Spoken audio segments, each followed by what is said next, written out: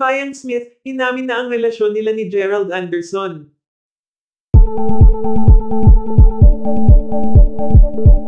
Matapos nang maging issue ang hiwalayan Gerald Anderson at Julia Barreto, na ayon sa source ay third party umano ang dahilan ng kanilang hiwalayan, nagsalita na din si Julia Barreto sa kung ano nga ba ang katotohanan sa likod ng kanilang hiwalayan ni Gerald.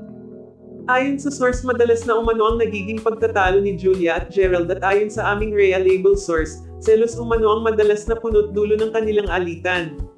Samantala, nagsalita na din si Julia Barreto sa dahilan ng hiwalayan nila ni Gerald. Ayon kay Julia, totoo umano na hiwalay na sila, napakasakit umano sa part niya na magsalita, ngunit naniniwala umano siya na lahat ng nangyayari may dahilan. May dahilan umano kung bakit hindi sila ni Gerald ang nakatadhana para sa isa't isa. Ginawa umano ni Julia ang lahat para maging maayos ang relasyon nila ni Gerald, ngunit bandang huli iniwan pa din umano siya nitong mag-isa. Samantala, ngayong araw March 22, 2025 tahasan nang nagsalita si Sophia Fayang Smith sa isyu na hiwalayan Gerald at Julia. Unang-una umano sa lahat, na-meet na umano niya before si Gerald at napaka-nice person umano nito at maginoo. Talaga naman umano nakaka-inlove ang isang Gerald Anderson.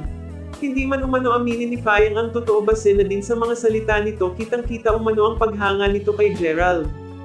May ilan din ang nakakapansin sa mga kasama umano nito sa showbiz, ang kakaibang tinginan ng mga ito, hindi man umano nila aminin ang totoo, lalabas at lalabas din umano ang buong katotohanan.